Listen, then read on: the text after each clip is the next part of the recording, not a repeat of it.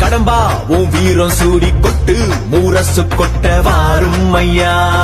ஆறு படகில கோடி பேருல ஆறு முகனவோ வீரம் அந்த பாத பின்னணித்தோ நடந்திருந்தா அச்சம் மிச்சம் இன்றி போகாதா. முருக முடிவெடுக்க சிவனோ கேட்டிருக்க வெற்றி வேலனுக்கு ஞானவேல் முருகனுக்கு.